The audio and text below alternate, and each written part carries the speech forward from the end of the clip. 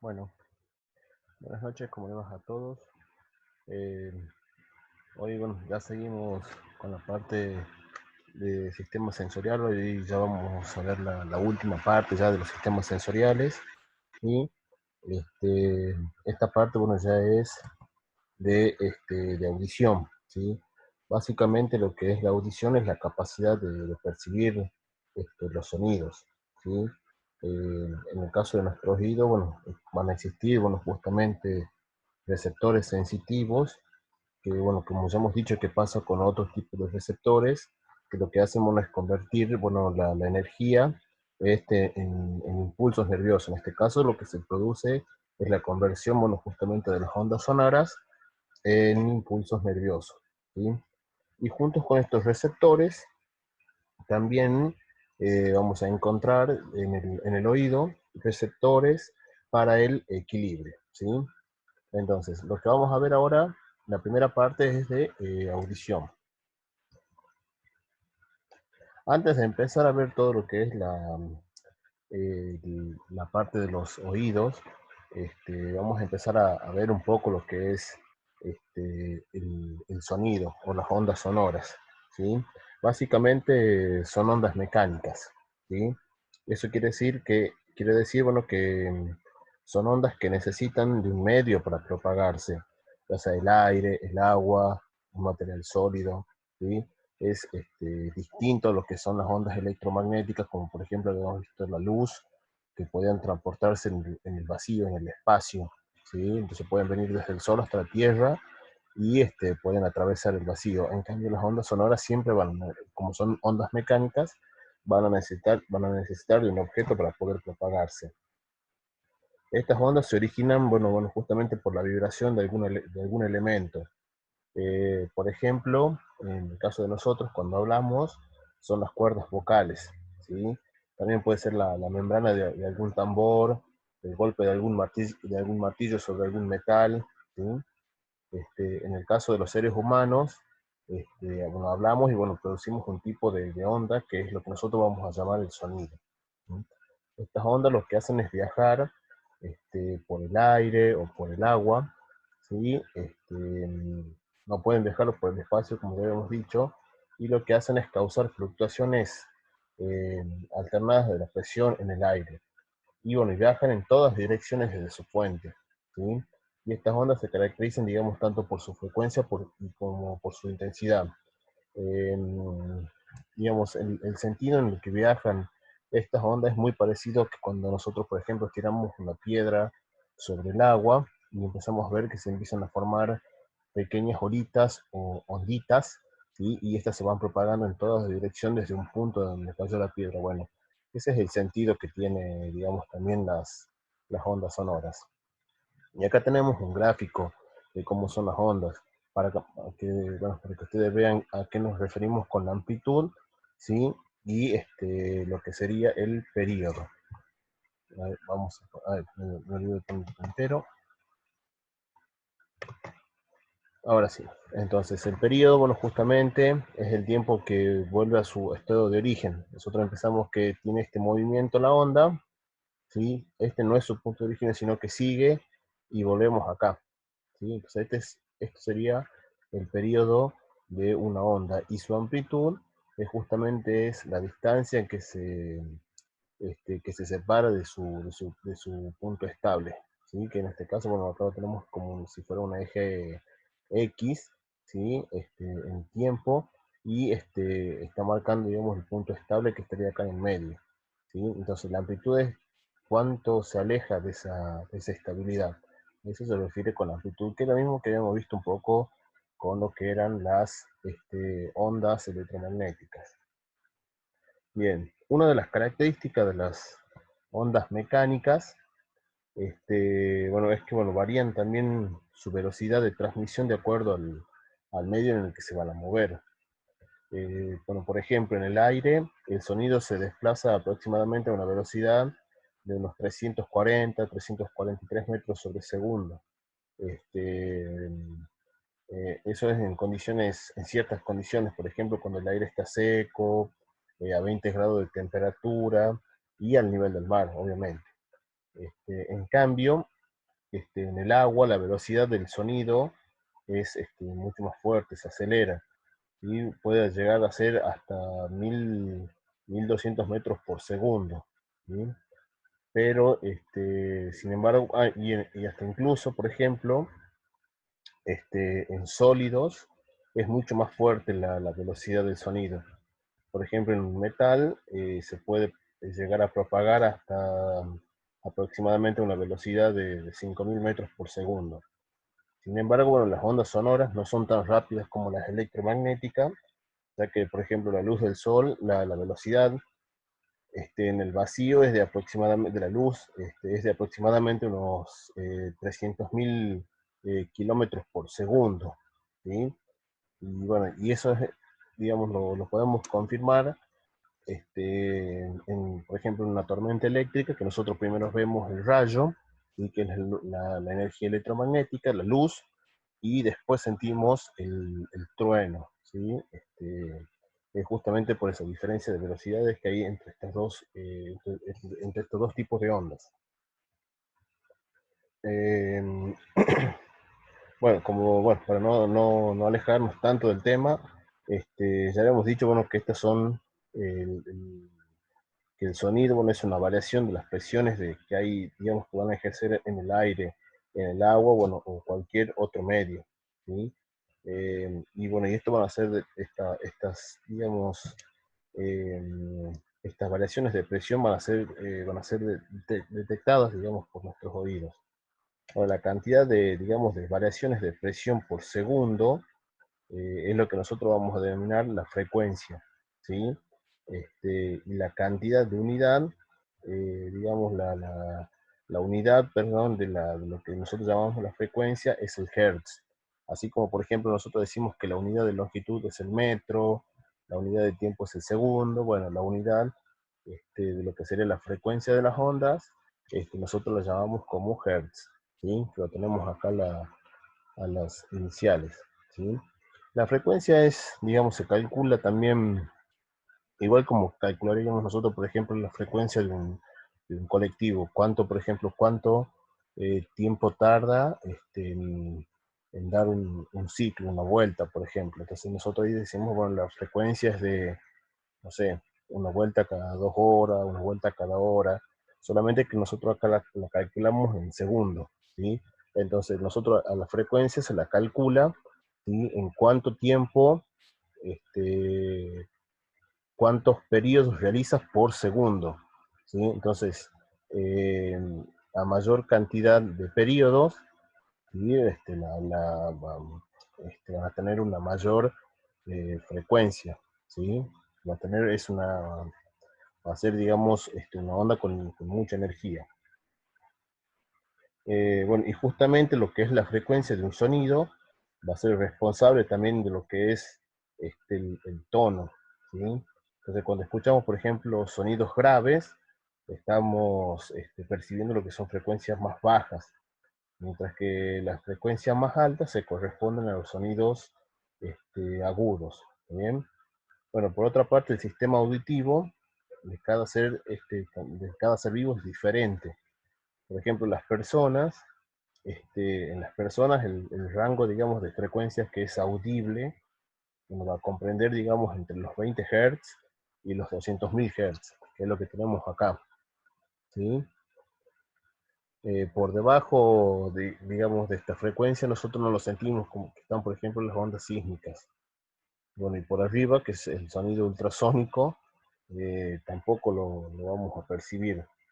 Pero, por ejemplo, los perros y los murciélagos sí perciben, tienen otro, digamos, pueden percibir otras frecuencias que pueden ser hasta mucho más altas, ¿sí?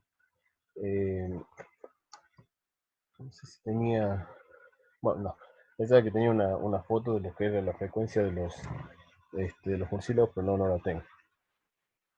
Eh, bueno, para poder, bueno, en el caso de, digamos, de poder medir las ondas sonoras y la energía que está asociada a esos sonidos, y bueno, justamente poder realizar, digamos, relaciones que sean útiles y comparaciones que sean válidas, los científicos utilizan también un tipo de escala que es el decibel, ¿sí? Lo que hace el decibel, digamos, este, mide, digamos, es una escala de magnitud relativa y que facilita, digamos, medir los niveles de presión de las ondas sonoras, ¿sí? Entonces es importante recordar que a mayor cantidad, por ejemplo, de decibeles, hay una mayor presión de las ondas sonoras y tiene más energía, por lo tanto, esa onda sonora. Por ejemplo, un sonido que nosotros lo escuchamos apenas, tiene una intensidad de 0 decibeles, ¿sí? A ver si Miren, acá tengo una imagen. Esta la saqué de un trabajo de una gente que estaba grabando sonidos, digamos, en distintas partes de acá de la ciudad de San Miguel de Tucumán y obtuvo digamos, con el resultado de este estudio obtuvo esta gráfica, ¿sí? Y bueno, está medido en decibeles. ¿Sí? Fíjense, por ejemplo, la cantidad de decibeles de los vientos de los árboles, las conversaciones en voz baja, en la biblioteca, etcétera, ¿sí? Bueno, por ejemplo, el crujido de las hojas tienen decibeles que son bajos, que llegan hasta 15, ¿sí? Hasta 15 decibeles. El susurro, bueno, hasta 30 decibeles. Las conversaciones normales generalmente llegan hasta 60 decibeles. Las aspiradoras 75, el grito 80, una motocicleta puede llegar a medir hasta 90 decibeles, ¿sí? Entonces los sonidos pueden llegarse digamos, a tornarse molestos para un oído normal cuando llegamos a los 120 decibeles, ¿sí? Ya pasando de los que serían los 120 decibeles, aproximándonos ya a 40 decibeles, ya se hace hasta como doloroso ese sonido, ¿sí? Bueno, incluso si superamos esos valores, se pueden llegar a producir, digamos, daños físicos permanentes, como ser, por ejemplo, la ruptura de los tímpanos. ¿Sí? Bueno, acá tenemos otros ejemplos, las motocicletas con silenciadores, los conciertos, el martillo neumático, por eso la gente que trabaja con estos elementos, por ejemplo, los martillos neumáticos, usan protección, ¿sí? Porque ya el sonido se puede llegar a tornar hasta doloroso. Bueno, el despegue de un avión, la explosión de un artefacto, etcétera, ¿sí? Entonces hay que recordar que por encima de los 140 ya vienen los daños que pueden llegar a ser hasta permanentes. Bueno, acá tenemos otros ejemplos también.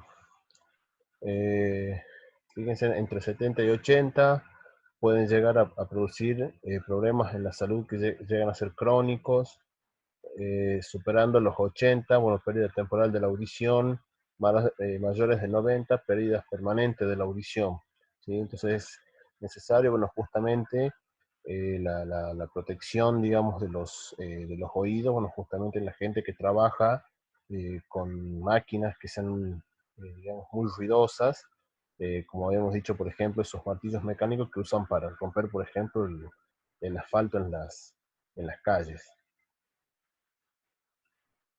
Entonces, ya habiendo visto cómo se mide un poco lo que son las ondas sonoras, viendo lo que es la naturaleza del sonido, así brevemente lo hemos visto, algunas de sus características como la frecuencia, la intensidad, el tono.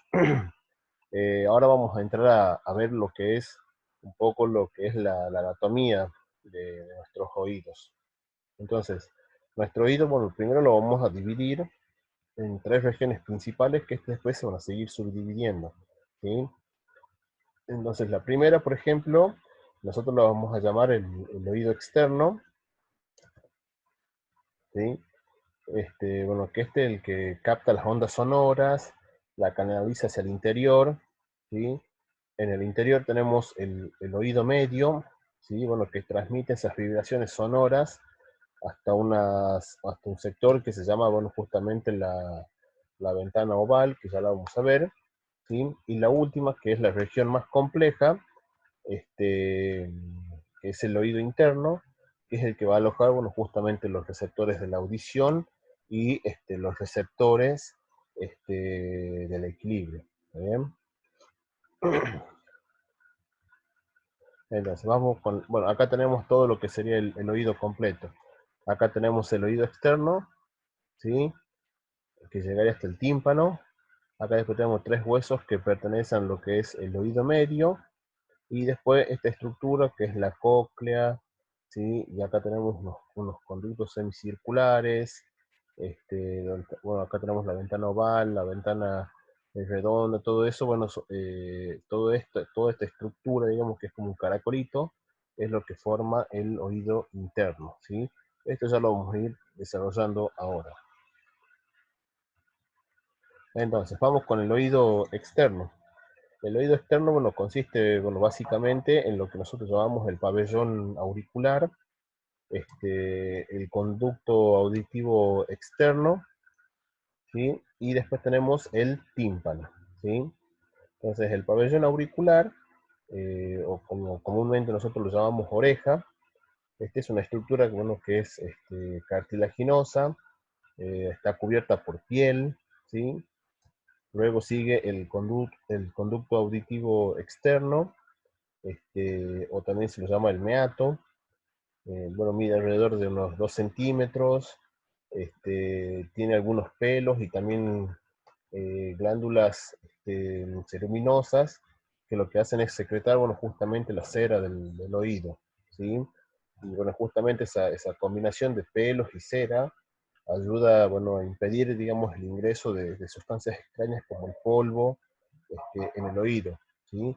Y si estas se extienden más allá del pabellón auricular, bueno, eh, esa cera, bueno, tiene una función, ¿no? Que es de protección. Este, Ahora, este conducto, bueno, se extiende de lo que es el pabellón, o sea, de lo que es la oreja, hasta el tímpano, que es la parte final de este oído externo, ¿sí? El tímpano, bueno, básicamente es una membrana fina, semitransparente, está bien estiradita, ¿sí? Ahí la podemos ver. Eh, digamos, básicamente funciona como si fuera el parche de un tambor, que vibra, bueno, cuando es golpeada, en este caso, por el sonido, ¿sí? Bien, el oído medio, bueno, este ya es está en una pequeña cavidad llena de aire que está localizado, digamos, en lo que es el hueso temporal, ¿sí? Está separado del oído externo por la membrana timpánica y por y del oído interno, digamos, por un tabique óseo muy delgado que contiene dos orificios pequeños que son las ventanas oval o vestibular y la ventana redonda o coclear, ¿sí? Entonces, ahora nos vamos a concentrar en lo que es el oído medio. Esto, bueno, se extiende a través en el oído medio, perdón, vamos a encontrar tres huesos, ¿sí? Que son los huesos más pequeños que tenemos en nuestro cuerpo. Estos se los denominan martillo, yunque y estribo, bueno, justamente por la forma de estos huesecitos, ¿sí? Miren, acá tenemos, en comparación, ahí tenemos un dedo, y miren lo que son, digamos, lo que sería el tamaño de esos huesitos, ¿sí? Bueno, en el caso del martillo, que sería este que está acá, ¿sí?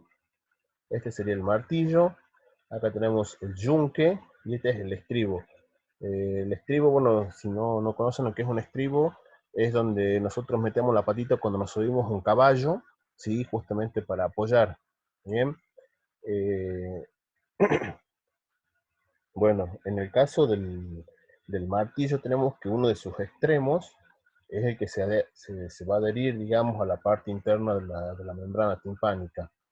Y su otro extremo es el que va a golpear, bueno, justamente en el yunque. Este extremo es el que se une a la membrana timpánica y el otro extremo va a golpear, bueno, justamente sobre el yunque, ¿sí? Este yunque se va a articular después con la cabeza del estribo, ¿sí? Y la base del estribo va a encajar, bueno, justamente en una estructura que se llama la ventana oval, ¿sí?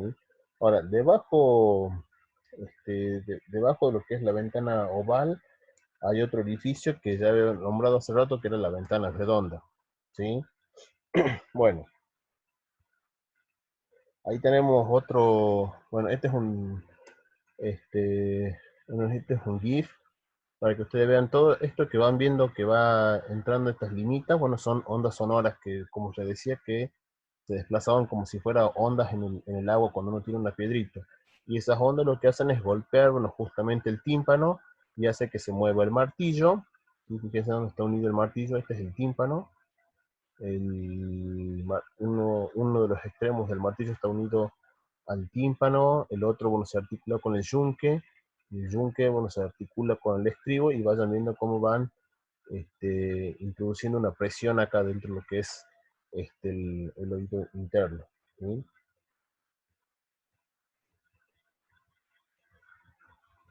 Bien, lo que sería la pared anterior del oído interno contiene una abertura también. Esta abertura, que es la que estaría aquí, ¿sí? Esta es una abertura eh, que va a conducir hacia una estructura que nosotros le llamamos la trompa de Eustaquio, ¿sí? Esta trompa, digamos, lo que hace, este es como un canal que conecta perdón, el oído medio con la faringe, ¿sí? Bueno, en condiciones normales, ese conducto permanece cerrado, ¿sí? Pero cuando se abre permite que entre aire hacia el oído medio, y eso, digamos, eso se hace, digamos, justamente para que se equilibren las presiones externas e internas de nuestro cuerpo, ¿sí? Si las presiones, digamos, no llegan a igualarse, puede, digamos, producirse un dolor, ¿sí? También puede llegar a producir dificultades en la audición, como a veces, digamos, sonidos como zumbidos en el oído y hasta darnos vértigos. Ahora, cuando se abre ese espacio, ese canal de la trompa de Eustaquio, bueno, justamente cuando estamos masticando o realizamos algún bostezo, ¿sí? Bien, entonces acá tenemos, ven, acá tenemos la trompa auditiva o trompa de Eustaquio, ¿sí? Acá tenemos el estribo, acá tenemos, bueno, el martillo, fíjense en cómo se une el martillo a la membrana timpánica, la cabeza del martillo, bueno, que va a golpear, digamos, no es que golpea, sino que se articula con el yunque, ¿sí? Y después esto, el estribo va a golpear en lo que es la ventana oval, que es la parte que ya pertenece, digamos, lo que es el oído interno, ¿sí? A ver si vemos algo. Bueno, acá tenemos el conducto auditivo, bueno, acá no se ven, pero a esta altura es donde tendrían que estar las glándulas de cera, que bueno, justamente producen la cera del oído. Bien, y después entramos a la parte que es más compleja, que es el oído interno, ¿sí? Eh, en el caso del oído interno, bueno, generalmente también se lo llama laberinto, porque es muy complicada, digamos, la serie de conductos que presenta esta estructura. Y bueno, entonces para entenderlo un poco mejor, nosotros tenemos que dividir al oído interno en dos partes, ¿sí? Entonces nosotros la vamos a llamar, la primera estructura es el laberinto óseo, que es la parte externa, ¿sí? Y esa parte externa va a envolver al laberinto membranoso que es interna, ¿sí? O sea que es una sola estructura que está una dentro de la otra, ¿sí? En el caso del laberinto óseo, a su vez va a estar constituida por cavidades, ¿sí? Eh, que se la van a llamar conductos o canales semicirculares, el vestíbulo, que es la que va a contener los receptores para lo que es el equilibrio, y por último tenemos la cóclea, ¿sí? O caracol, que es el que va a contener los receptores para la audición, ¿sí? En el caso del laberinto óseo, va a encerrar, digamos, por adentro, digamos, hay un líquido que es semejante en lo que sería en la constitución, digamos, al plasma. Digamos, tienen los mismos elementos, las mismas sustancias químicas. ¿sí? Y este líquido lo que hace, bueno, es justamente rodear al laberinto membranoso que está por adentro. Y en el caso del laberinto membranoso, bueno, son una sucesión de sacos y conductos que van a estar dentro del laberinto óseo, y por lo tanto van a tener el laberinto membranoso termina teniendo la misma forma que el laberinto óseo, ¿sí? En el caso del laberinto membranoso, bueno, va a contener un líquido que es mucho más espeso, que se va a llamar la endolinfa, ¿sí? Entonces, el líquido que tiene el laberinto óseo se llamaba perilinfa, y el laberinto membranoso va a tener un líquido que se llama la endolinfa, ¿sí? ¿Qué característica tiene esta endolinfa? Bueno, es distinta porque, bueno, es un poco más espesa. eh, Va a presentar, por ejemplo, también una de las características que tiene es que tiene una mayor concentraciones de potasio, y desempeña, digamos, una función importante en lo que son las generaciones de las señales auditivas, ¿sí? Bueno, acá tenemos lo que es el oído medio. Entonces, por afuera, ¿sí? Ven que acá está la flechita por afuera.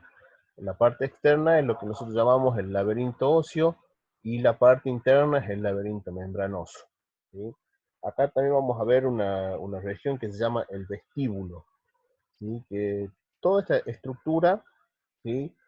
Que habíamos nombrado hace rato, que eran estos son los canales semicirculares, ¿sí? Acá tenemos el vestíbulo, y después acá tenemos la cóclea, que es el caracol. Bueno, la cóclea es la que va a estar involucrado en lo que es las recepciones de los estímulos de sonido. En cambio, lo que son los canales semicirculares, el vestíbulo, el utrículo, toda esta estructura va a estar relacionado con lo que es el sentido del equilibrio, ¿sí? Bueno, el vestíbulo es la porción central, oval, de lo que es el laberinto óseo, ¿sí? En el caso del laberinto membranoso, dentro del vestíbulo, bueno, también va a constar de sacos y unas estructuras que se llaman el utrículo y el sáculo, ¿sí? Y estos van a estar conectados por un pequeño conducto. Bueno, desde el vestíbulo, ahí van a poder ver que desde el vestíbulo se proyectan en direcciones, digamos, superior y posterior. Van a estar los canales semicirculares, eh, que son estos tres que están acá, ¿sí? Hay dos canales que tienen una posición vertical, ¿sí? Ahí van a ver que este es el canal óseo anterior, el canal óseo posterior y el canal óseo lateral. El lateral es el que tiene una posición, digamos, horizontal, y los otros tienen posiciones verticales. Y digamos, entre ellos se forman ángulos de 90 grados, ¿sí? Entre los verticales y los horizontales, ¿sí? Bueno, entonces ahí tenemos los canales, este, o conductos semicirculares, también lo pueden encontrar, ¿sí? Bueno, en uno de los extremos, bueno, justamente también de estos conductos, vamos a encontrar una estructura que se llama las ampollas, ¿sí? Que son estas estructuras que están mucho más desarrolladas, ¿sí? Y ahí tenemos que en los sectores del laberinto membranoso que se encuentran dentro de estos conductos semicirculares, son conductos, digamos, esto que nosotros vemos acá son los conductos semicirculares membranosos, ¿sí? Esto que está acá de rosadito. Y la parte de afuera, bueno, justamente hemos dicho que todo eso es el laberinto óseo, ¿sí? Bueno, por delante de lo que es el vestíbulo, ¿sí? Ya encontramos la parte que nos interesa ahora, que es la cóclea, ¿sí? Este es un conducto óseo, como ya habíamos dicho hace rato, tenía forma de caracol. Bueno, va a dar casi 3 vueltas, ¿sí? Alrededor de un núcleo óseo que se va a llamar la columela, ¿sí?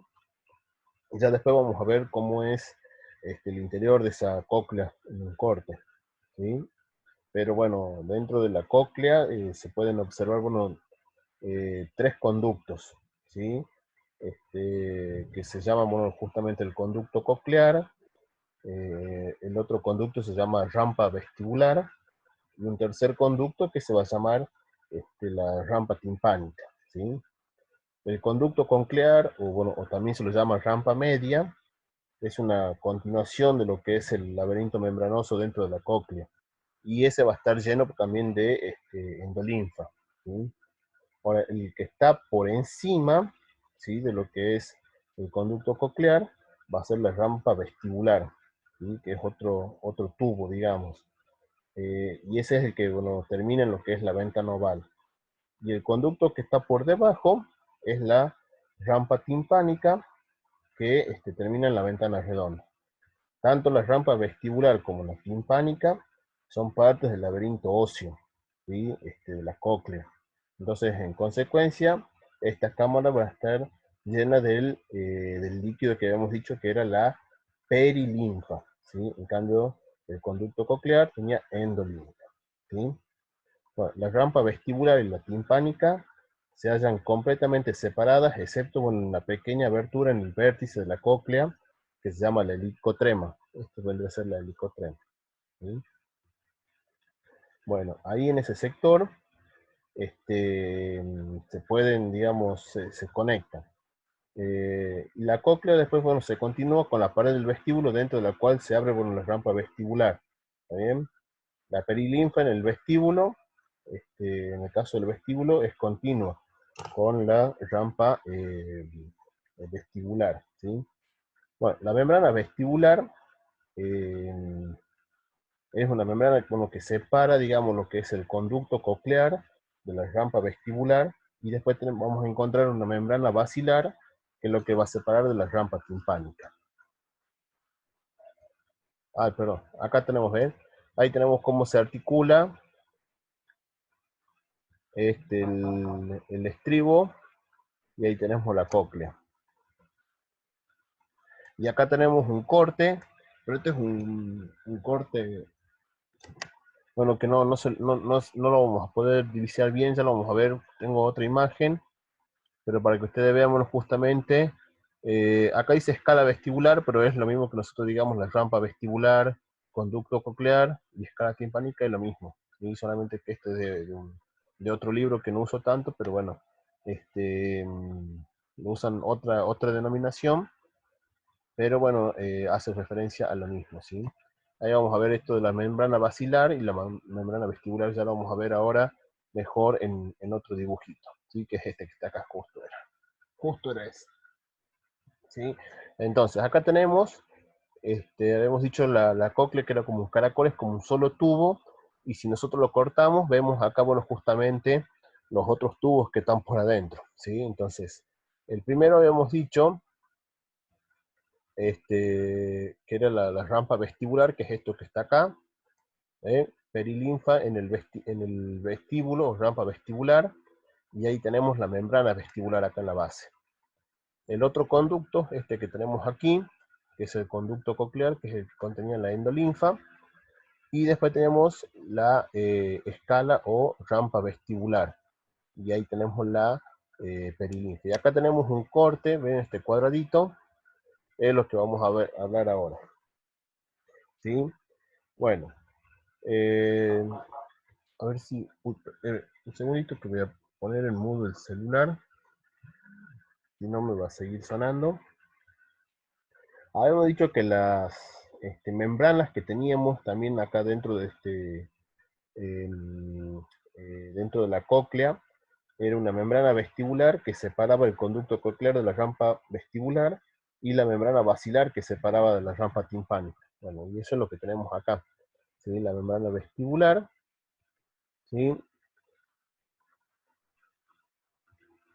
Bueno, sobre lo que es la membrana basilar, está una estructura que nosotros lo vamos a llamar el órgano de corte, que es básicamente, digamos, una lámina, digamos, de células que va a estar enrollada, va a contener células epiteliales, células de sostén, y también van a tener unas estructuras que se llaman células ciliadas, ¿sí? Que son, en realidad, estas células son los que son receptores del sonido, ¿sí? Bueno, que son estas que están acá. Estas son las células ciliadas. Fíjense que acá hay 3 células ciliadas, y acá hay una cuarta célula ciliada. Ahí tenemos la membrana tectorial, bueno, este es el órgano de Corti, ¿sí? Bien. Bueno, aproximadamente hay unas 16.000 células ciliadas, ¿sí? Que ya habíamos dicho, bueno, que son receptores de audición. Ahora, estas células ciliadas están, digamos, agrupadas en dos conjuntos. Tenemos las células ciliadas internas que se van a disponer en una sola hilera, que vendrá a ser esta que está acá, ¿sí?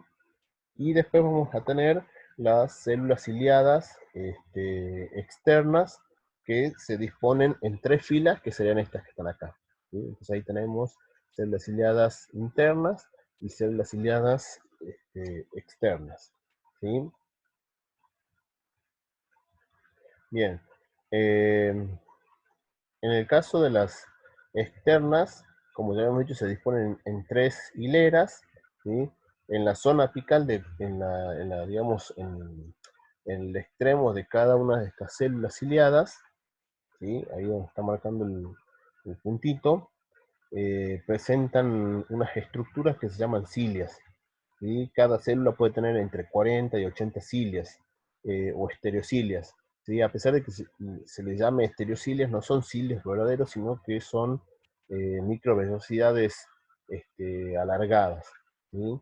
Y bueno, que se extienden, digamos, en lo que sería la endolinfa del conducto coclear, ¿sí? Y en el extremo, en sus extremos basales, ¿sí? Tanto las células ciliadas internas como las externas van a hacer sinapsis, digamos, con las neuronas sensitivas del primer orden, ¿sí? Y con neuronas eferentes que van a pertenecer, digamos, a la rama coclear del nervio vestibular, que era el par craneal número 7, ¿sí?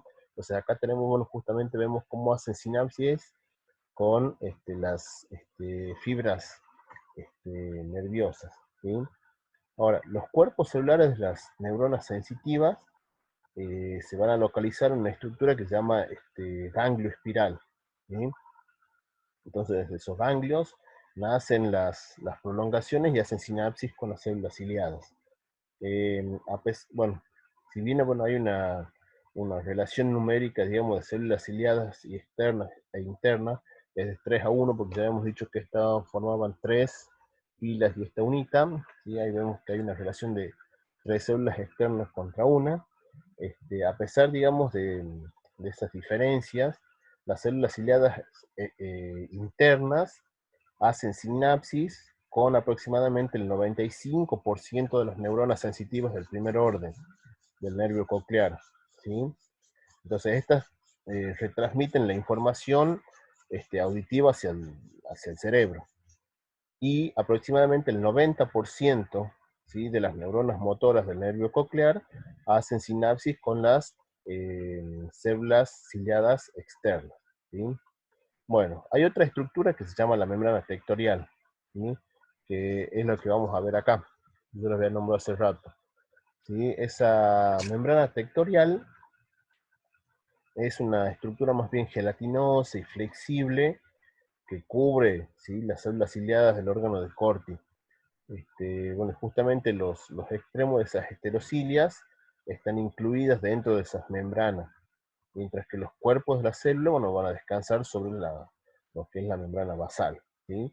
Bien, ahora vamos a ver cómo funciona todas, esta- todas estas estructuras que acabamos de nombrar. Todo eso es, digamos, el oído interno, ¿sí? Entonces ahora vamos a ver cómo funciona, ¿sí? Todas estas estructuras. Entonces ahora vamos a ver lo que es el mecanismo de audición, ¿sí?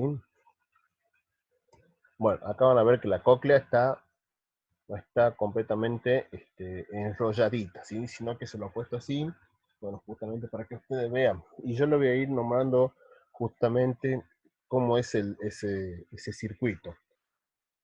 Entonces, ahí donde vemos que dice el número 1, ¿sí? Esto yo lo voy a pasar después en Word. Me falta ponerle los números nada más, pero ya lo voy a poner antes de mandarlo. Así les mande ya también el video, el Word y el PowerPoint, ¿sí? Antes que me olvide. Entonces tenemos que, bueno, justamente el pabellón auricular, como ya habíamos dicho al principio de la clase, lo que hacen, bueno, es justamente dirigir las ondas sonoras hacia lo que es el conducto auditivo externo, ¿sí? Entonces entran esas ondas sonoras. Estas ondas, bueno, cuando chocan, digamos, con la membrana timpánica, hacen que eh, la presión de esas ondas hace que vibre, bueno, esta membrana, ¿sí? Entonces estas vibraciones van a depender, bueno, justamente de la intensidad y de la frecuencia de las ondas sonoras. Por ejemplo, la membrana timpánica vibra lentamente cuando, digamos, llegan sonidos de baja frecuencia o tonos bajos, ¿sí? Y va a vibrar rápidamente en respuestas a sonidos de altas frecuencias, queremos decir que tonos altos, ¿está bien? Entonces, el área central de la membrana timpánica se va a conectar con el martillo, que también, bueno, va a empezar a vibrar, ¿sí? Entonces acá vemos que se conecta con el martillo y empieza a vibrar. Esta vibración se transmite desde el martillo hasta el yunque, y desde el yunque hasta el estribo. Entonces, a medida que el estribo se mueve hacia adelante y hacia atrás, va traccionando lo que es la ventana oval, ¿sí? Eh, la va traccionando, digamos, hacia adentro y hacia afuera. En el caso de la ventana oval, este, digamos, lo que hace es vibrar, digamos, aproximadamente 20 veces más fuerte que la membrana timpánica, ¿sí? Ya que, bueno, todos los huesecitos estos que habíamos nombrado, que era el martillo, el yunque y el estribo, lo que hacen es transformar esa energía que ha llegado ahí, perdón, no es que la transformen, sino que la transmiten hacia una superficie que es mucho más chica, ¿sí?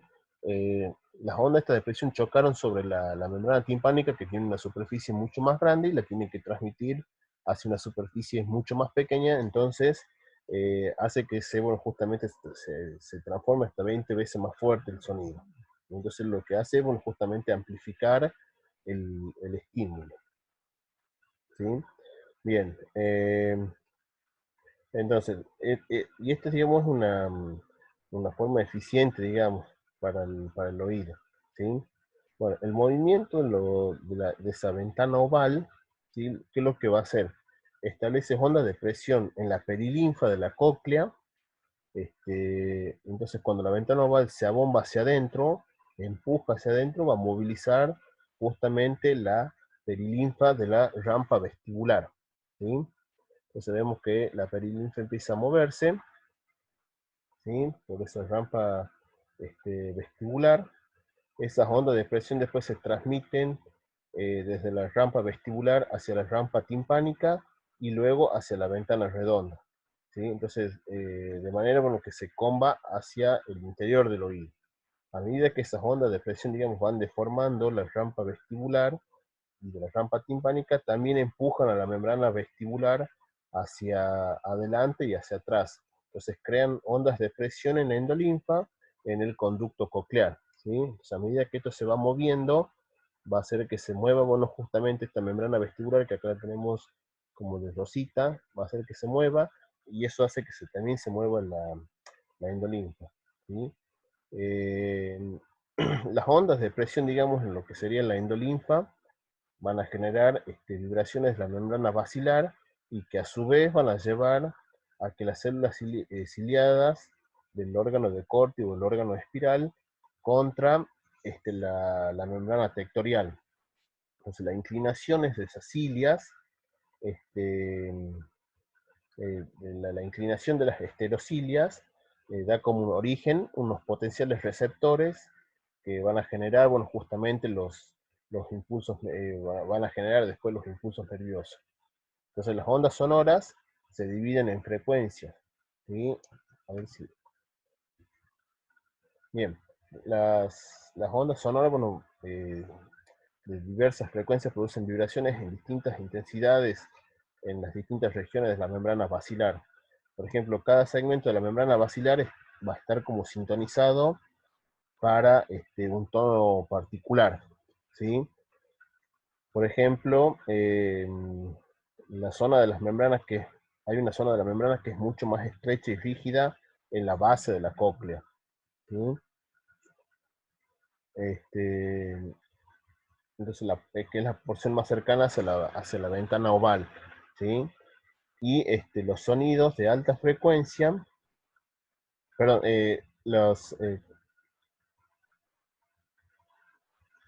a ver si lo, ay, espera, pensaba que era otro gráfico. Bueno, entonces, como ya habíamos dicho, cada segmento de esa membrana estaba como sintonizada para un tono particular.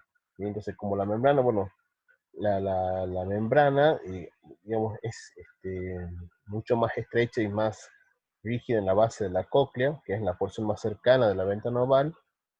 Los sonidos de alta frecuencia, o sea, los que van a estar más cercanos a los 200 Hz, van a inducir una vibración máxima en esta región, ¿sí? Este, que sería acá, ¿sí? Lo más cercano este, a la ventana oval. Y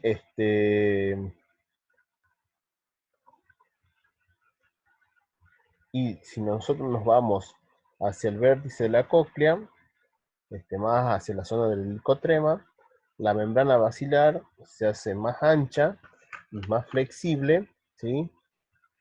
Y en esta zona, los sonidos de baja frecuencia, o sea, los tonos de los 20 Hz, causan unas vibraciones máximas en esa región, ¿sí? Bien, o sea que nosotros tenemos que en determinadas partes nosotros digamos, vamos a producir mayor impulso nervioso, ¿sí? Este, mm, digamos, va a depender, digamos, de la zona de acuerdo al sonido que nos llegue. Entonces, son tonos altos, justamente la primera parte de esa membrana, que bueno, acá no está enrollada, sino que está, bueno, justamente estirada, va a reaccionar. A medida que se van haciendo más pequeños o más débiles esos sonidos, ¿sí? Es más, de tono más bajo, la parte final de la membrana es la que se va a estimular. Bueno, acá, por ejemplo, yo, bueno, pensaba que había puesto otro dibujo, pero fíjense en la diferencia de sonidos. Acá tenemos tres sonidos distintos que están en tres colores distintos, ¿sí? Entonces los de frecuencias, estos de 20 Hz son de 20.000 Hz, por ejemplo, son estas onditas rojas. Fíjense en que hay una mayor cantidad de ciclos por segundo, ¿sí? Entonces tienen mayor energía. Entonces, digamos, las células que van a ser estimuladas van a estar en esta región. Las verdes son, digamos, tonos medios, fíjense en que tiene menos cantidades de ciclo, y después ya tenemos los tonos mucho más bajos, que solamente tenemos un ciclo y casi un ciclo o dos ciclos nada más, entonces tienen una frecuencia que es mucho más baja, que bueno, en este caso bueno, es de 500 Hz. ¿Sí? Bien,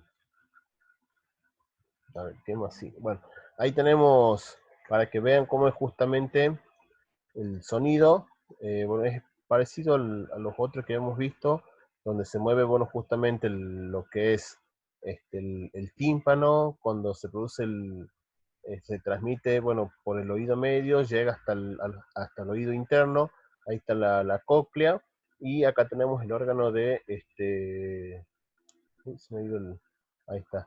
Ahí tenemos el órgano de Corti. Bueno, justamente vayan viendo cómo se produce el movimiento de los cilios cuando la endolinfa es empujada y las membranas que estaban cubriendo esas heterocilias empiezan a moverse, y al empezar a moverse van a transmitir, digamos, van a transformar justamente las ondas mecánicas lo van a terminar transformando en un impulso nervioso.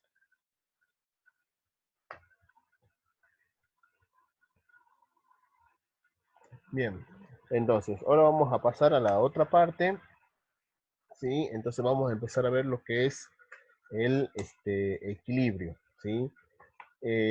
Bueno, antes de empezar a hablar de lo que es el equilibrio, bueno, tenemos que saber, bueno, que hay dos tipos de equilibrio. Hay uno que es el equilibrio estático, que digamos, se va a referir, digamos, lo que es el mantenimiento de la posición del cuerpo, bueno, principalmente de la cabeza, ¿no? En relación a lo que es la fuerza de la gravedad. Y el otro, que es el equilibrio dinámico, digamos que es mantener, bueno, justamente también la posición del cuerpo, principalmente también de la cabeza, pero en respuestas a movimientos repentinos como, bueno, girar, acelerar o hasta incluso frenar, ¿no? Entonces el conjunto de los órganos, receptores del equilibrio, nosotros lo llamamos el aparato vestibular, ¿sí? Y este va a estar constituido por el sacro, el utrículo y los canales semicirculares que ya habíamos nombrado anteriormente. Bien, entonces, ahora vamos a empezar a ver si acá está mejor. Entonces ahí podemos ver, bueno, justamente los canales circulares, podemos ver que este es el laberinto óseo, y por adentro está el laberinto membranoso, como ya habíamos dicho hace rato. Ahí podemos ver el utrículo, los canales semicirculares, bueno, el sacro, bueno, esta es la cóclea, que es la que va a estar involucrada en la audición, pero ahora nosotros nos vamos a centrar en esta parte, justamente porque es la parte del equilibrio, ¿sí? Bien, entonces, lo que es las paredes del sacro y del utrículo presentan una pequeña región engrosada que se llama la mácula, que es lo que vamos a ver acá, ¿sí? Las dos máculas bueno, son perpendiculares entre sí, bueno, actúan como receptores de equilibrio estático, ¿sí? Suministran lo que es la información sensitiva acerca de lo que es la posición de la cabeza en el espacio, y son esenciales, digamos, para el mantenimiento de una postura, de la postura y el equilibrio, ¿sí? Las máculas, bueno, también, digamos, contribuyen en algunos aspectos a lo que es el equilibrio dinámico, ¿sí? Porque son las que van a detectar, por ejemplo, la aceleración lineal y la desaceleración, o sea, cuando las sensaciones que nosotros experimentamos, por ejemplo, en un ascensor o en un automóvil, cuando aumentan la velocidad o disminuyen la velocidad, ¿sí? Muy bien. En las máculas hay dos tipos de células, ¿sí? Acá también vamos a encontrar células ciliadas, bueno, que van a funcionar como receptores sensitivos, y también vamos a encontrar células de sostén, ¿sí?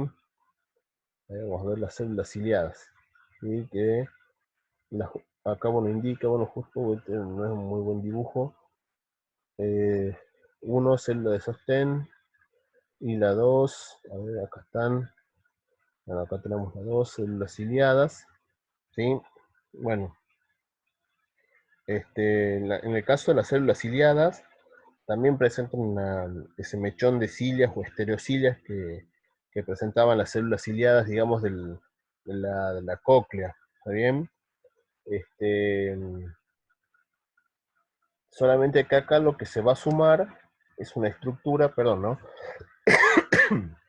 Lo que se va a sumar es una estructura que se llama el cincilio, ¿sí? Que, digamos, es como un cilio que es, o una microvellosidad que es mucho más larga, ¿sí? Y se extiende, digamos, este tipo de estructura es mucho más larga, digamos, que las otras cilios. Perdón.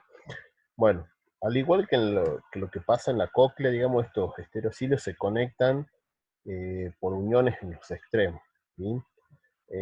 Bueno, y distribuidas entre esas células ciliadas, vamos a encontrar unas células cilíndricas de sostén que van a ser las encargadas de producir, van a secretar una capa gruesa de glucoproteína, y esta capa de glucoproteína descansa, digamos, sobre las células ciliadas, ¿sí? Y esa capa nosotros la llamamos membrana otolítica, ¿sí? Bueno, sobre esa membrana otolítica bueno, va a haber unos cristales de carbonato de calcio, ¿sí? Estos cristales de carbonato de calcio se llaman otolitos, ¿sí? Que son como unas piedritas, digamos.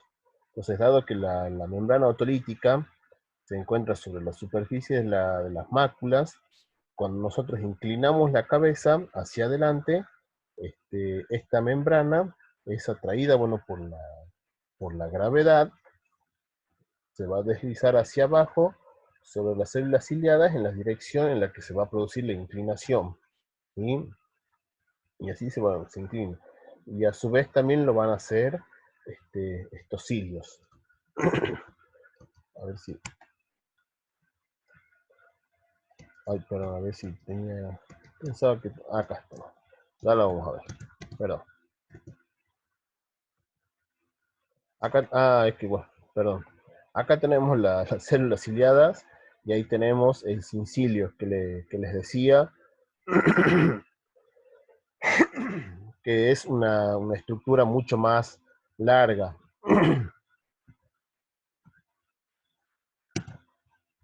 ¿Sí? Bueno, y esta es una fotografía de cómo se vería. Bien, entonces,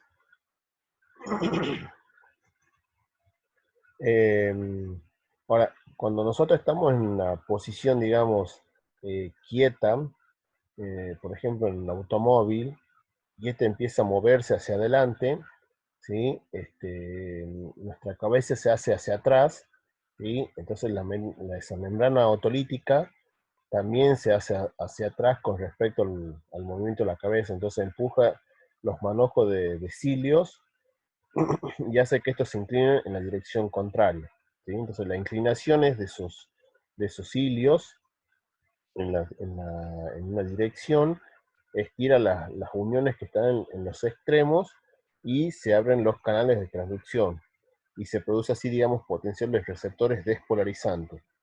Si la inclinación es en la dirección opuesta, los canales, digamos, se cierran esos canales de traducción y se van a producir una hiperpolarización de la membrana, ¿sí?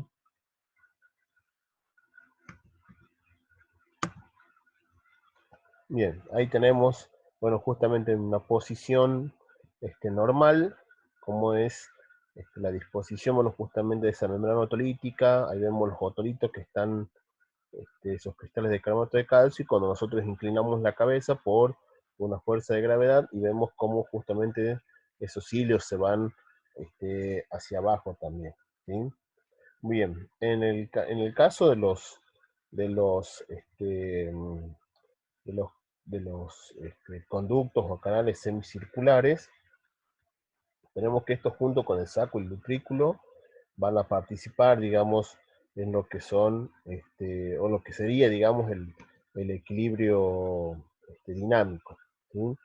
Entonces los conductos se disponen en tres planos perpendiculares, como ya lo habíamos dicho al principio de la clase. Tenemos que el conducto semicircular anterior y el conducto posterior están orientados de forma vertical, mientras que el conducto semicircular externo tiene una posición horizontal, ¿sí? Entonces esto le permite detectar, por ejemplo, la aceleración y y el frenado, digamos, el frenado angular, ¿sí? Entonces, habíamos dicho también que estos canales tenían las ampollas, ¿sí? En uno de sus extremos tenían estas ampollas, ¿sí? Y bueno, justamente que era una porción dilatada y que bueno, y hay una pequeña elevación, digamos, dentro de estas ampollas que se llaman las crestas, ¿sí? Que ahí lo vamos a ver, ¿sí? A ver si tengo, acá están las crestas ampulares, ¿sí? O simplemente cresta. Entonces cada cresta contiene un grupo de células ciliadas y células de sostén, ¿sí? Bueno, cubriendo esa cresta se encuentra una masa de materia gelatinoso que nosotros lo vamos a llamar la cúpula, ¿sí? Bien, Entonces, cuando una persona mueve la cabeza, esos conductos semicirculares y las células ciliadas se mueven junto con esta. Entonces, la endolinfa dentro de las ampollas, sin embargo, no permanece estática. Bueno, entonces, a medida que estas células ciliadas, ¿sí? A medida que las células ciliadas en movimiento arrastran la endolinfa, los asestos de cilios también se inclinan. ¿Sí? Y la inclinación de estos cilios producen los potenciales receptores. ¿Sí? Entonces, en respuesta a los potenciales receptores se originan los impulsos nerviosos que se van a transmitir hasta lo que ya habíamos dicho hace rato también, hasta la rama del nervio vestíbulo coclear, que era el séptimo par craneal. ¿Sí? Bien, eso, bueno, eso es todo. Esto es toda la parte de lo que es auditiva y equilibrio. Así que bueno, mañana le voy a estar mandando las actividades. Esas actividades ustedes las van a poder presentar no hasta el próximo miércoles, sino hasta el otro, que ya le voy a decir bien la fecha que van a tener para presentar, y va a ser como son las actividades, digamos, de todos los sistemas sensitivos, ¿sí? Así que bueno, hasta la próxima clase. Ya dentro de poco posiblemente ya no vamos a estar viendo personalmente, capaz que ya van a estar levantando la cuarentena. Así que bueno, muchas gracias.